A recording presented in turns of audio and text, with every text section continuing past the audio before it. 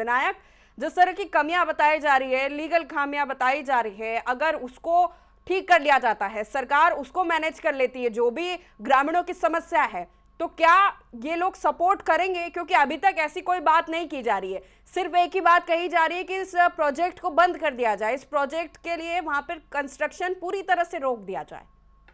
विनायक, देखिए प्रीशिता जी, ये जो आपने बात कही है कि वो खामियां अगर पूरी की जाए तो क्या ये लोग सपोर्ट करेंगे। सबसे पहले तो ये बात है कि मैंने ऐसे भी अभी भी कुछ समय पहले बताया कि इन ग्रामीणों को पता ही नहीं है कि कितना बड़ा प्रोजेक्ट आता है। ग्राम सभा में ना इसका विषय आया, पंचायत ने ग्रामीणों को अंधेरे में रख के इसको परमिशन दी गई है। जब शुरुआती दिनों में ये आंदोलन शुरू हुआ है, जैसे कि पहले दिन से मैं इस आंदोलन से जुड़ा हुआ हूँ, शुरुआती दिनों में ये जब आंदोलन शुरू हुआ था, तब इन्होंने ये खामियां पहले ढूंढ के दिखाई। जैसे जैसे ये खामियां ढूंढते गए, तब इनको पता चला कि इस प्रोजेक्ट को लेके गांव को कितना बड़ा नुकसान हो सकता है। और जब ये पता उनको चल गया है, तब इनकी अब एक ही डिमांड है कि ये प्रोजेक्ट गांव से स्क्रैप किया जाए। तो अभी इनकी अगर डिमांड हम देखें तो सिर्फ एक डिमांड इनकी ये है कि ये प्रोजेक्ट जो है वो इस जमीन से, इस गांव से ये प्रोजेक्ट जो है वो स्क्रैप किया जाए। इसमें और एक बात मैं जोड़ना चाहता हूं, जो कि आपने प्रश्न पूछा था रिया जी से कि ये क्या जंतर मंतर पे एक ही दिन का प्रदर्शन करके ये सक्सेसफुल होगा या नहीं।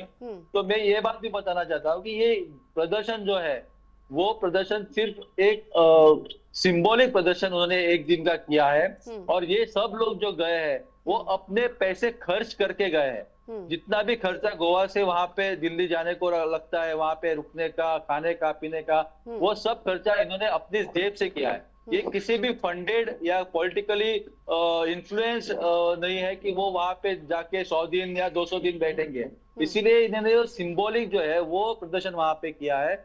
और उनका ये कहना है कि जब तक उनकी ये जो डिमांड है कि ये प्रोजेक्ट स्क्रैप नहीं होता, वो डिमांड जब तक पूरी नहीं होंगी, वो ये प्रदर्शन जो है वो गोवा में चालू रखेंगे, अपने गांव में चालू रखेंगे।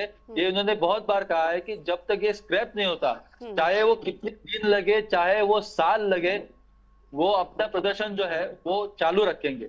ये दो बातें मैं कहना चाहता हूँ। तो क्या विपक्ष का जो समर्थन मिल रहा है लंबे समय से, वो क्या है? सिर्फ फॉर्मेलिटी है यहाँ पर? क्योंकि इतनी समस्या है तो यानी कि विपक्ष को तो मजबूती के साथ पहले दिन से आखिरी दिन तक इनके साथ खड़े रहना चाहिए। देखिए, अभी तो इलेक्शन का दौर है, अभी कुछ महीनों में इलेक्शंस होने वाले हैं। इसको मद्देनजर रखते विपक्ष के हर नेता लोग यहाँ पे आके इनको भेंट दे रहे हैं। ये हम एक प्रकार का पॉलिटिकल स्टंट भी कह सकते हैं। लेकिन उससे अगर इनको फायदा हो रहा है, इन प्रदर्शनकारियों को फायदा हो रहा है, सपोर्ट मिल रहा है, तो ये अच्छी बात है। लेकिन जिस तरीके से विपक्ष आके खड़े रहने चाहिए, अगर 100 दिन ये लोग बैठ सकते हैं तो विपक्ष ने एटलीस्ट इनके साथ 10-20 दिन वहां पे गुजारने चाहिए। इस प्रकार से अगर विपक्ष के सारे पार्टी अगर एक होके इस आंदोलन को सपोर्ट करते हैं, तो मुझे लगता है कि ये आंदोलन जो है वो कहीं एक सही दिशा में जाएगा। हालांकि विपक्ष यहाँ पे आके बीच बीच में आके इनको भेंट देके जा रहे हैं गांव में, लेकिन जिस प्रकार का विरोध होना चाहिए विपक्ष की ओर से वो नहीं हो रहा है। हालांकि इससे पहले 2-3 आंदोलन गोवा में हुए थे और वो सक्सेसफुल भी हुए। वो आंदोलन 50 और 60 दिन चले थे। वो आंदोलन सक्सेसफुल इसीलिए हुए क्योंकि राजनीतिक रोटियां नहीं सिकनी चाहिए इस पूरे मुद्दे पर। अगर इतनी समस्या है तो विपक्ष को भी मजबूती से खड़ा होना चाहिए।